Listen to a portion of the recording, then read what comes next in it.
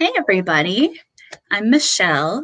I'm the unit leader for Catan in Junior Village, and I am so excited to get to meet you all this summer at camp.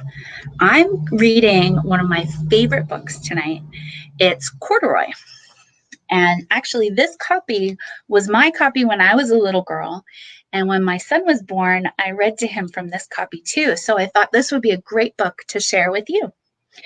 So let's get started.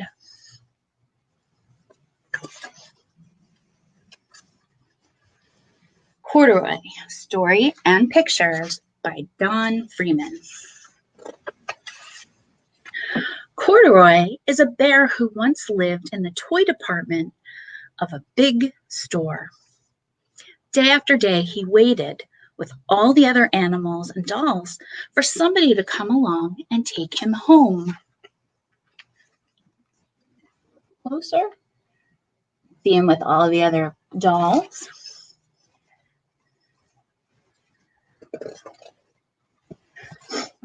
The store was always filled with shoppers buying all sorts of things, but no one ever seemed to want a small bear in green overalls.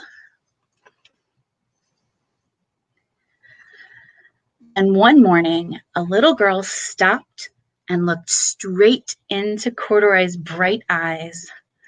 "Oh, Mommy," she said, "look, there's the very bear I've always wanted." "Not today, dear," her mother sighed. "I've spent too much already. Besides, he doesn't look new. He's lost the button to one of his shoulder straps." Corduroy watched them sadly as they walked away. "I didn't know I'd lost a button," he said to himself. "Tonight, I'll go and see if I can find it." Late that evening, when all the shoppers had gone and the doors were shut and locked, Corduroy climbed carefully down from his shelf and began searching everywhere on the floor for his lost button.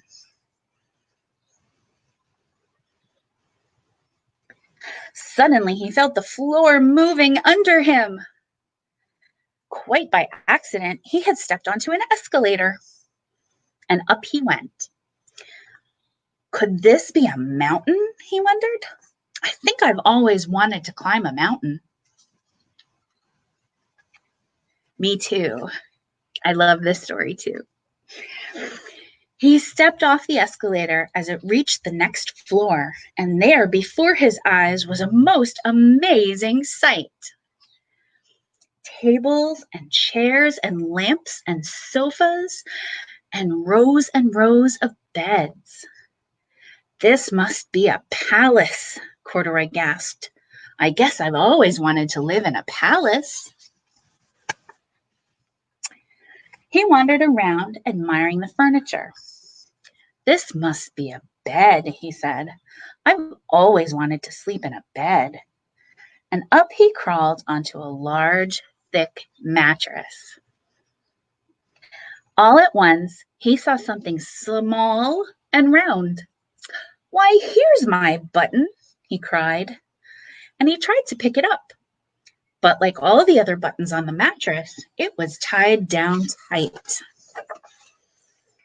He yanked and pulled with both paws until, pop, off came the button, and off of the mattress, Corduroy toppled.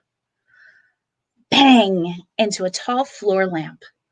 Over it fell with a crash. Corduroy didn't know it, but there was someone else awake in the store. The night watchman was going his rounds on the floor above. When he heard the crash, he came dashing down the escalator. "Now, who in the world did that?" he exclaimed. "Somebody must be hiding around here." We know who's hiding, don't we? He flashed his light under and over sofas and beds until he came to the biggest bed of all. And there he saw two fuzzy brown ears sticking up from under the cover.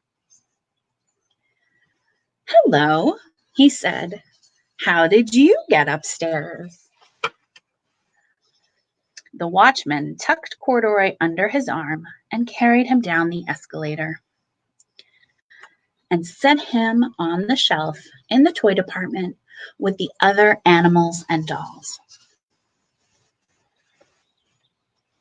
Corduroy was just waking up when the first customers came into the store in the morning, and there, looking at him with a wide, warm smile, was the same little girl he'd seen only the day before. "I'm Lisa," she said, "and you're going to be my very own bear. Last night I counted what I've saved in my piggy bank, and my mother said I could bring you home." "Shall I put him in a box for you?" the saleslady asked. "Oh, no, thank you," Lisa answered, and she carried Corduroy home in her arms. She ran all the way up 4 flights of stairs into her family's apartment and straight to her own room. Corduroy blinked. There was a chair and a chest of drawers, and alongside a girl-sized bed stood a little bed just the right size for him. The room was small, nothing like that enormous palace in the department store. "This must be home," he said.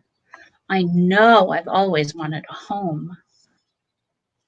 Lisa sat down with Corduroy in her lap and began to sew a button on his overalls.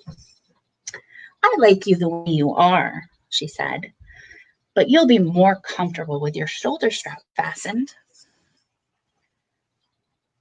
"You must be a friend," said Corduroy. "I've always wanted a friend." "Me too," said Lisa, and gave him a big hug. This is one of my favorite stories that was my favorite bedtime story when I was a little girl that I would read to my son when he was a little boy. And now he's a big boy, so he can read books for himself. But it was fun to read this to you guys.